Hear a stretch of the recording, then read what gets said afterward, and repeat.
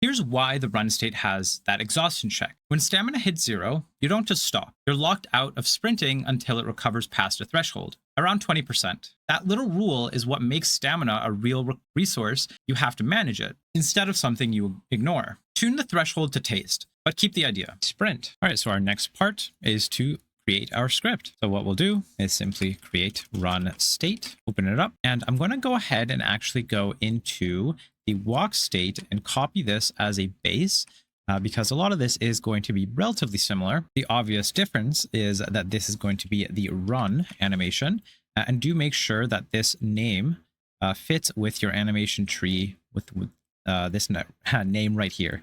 So the run animation. If you have it as sprint or whatever, do make sure you write that instead. Now at the top, we're going to replace these variables with different ones: run speed, XL time, rotation speed, stamina drain rate, and current stamina. And we can see here that walk speed is no longer a thing.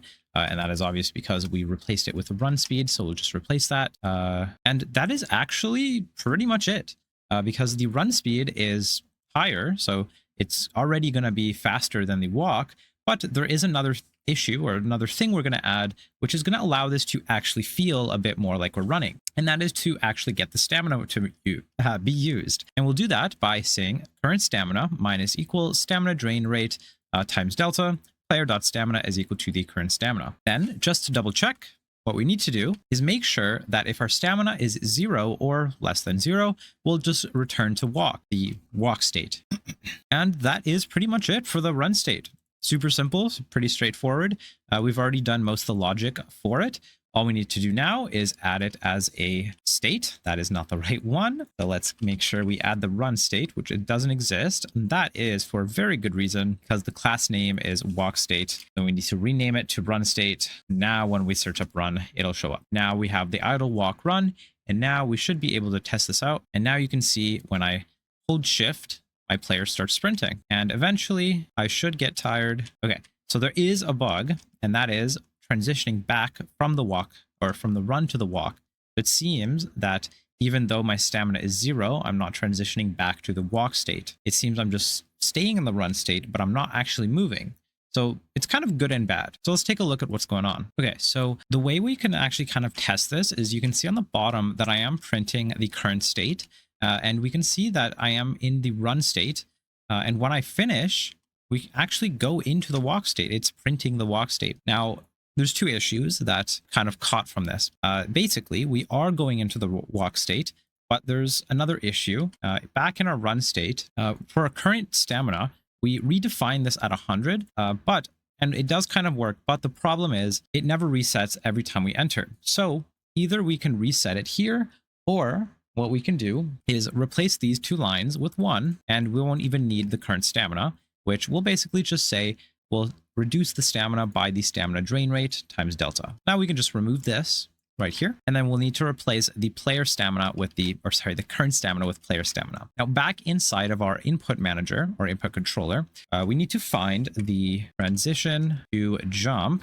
So let's just search that up. Sorry, here we go. This is where we need to be. This is where we need to be specifically. In this if statement, we'll notice that we're trying to do if player.get stamina exhausted. But if we go inside the player, we'll notice that variable doesn't exist.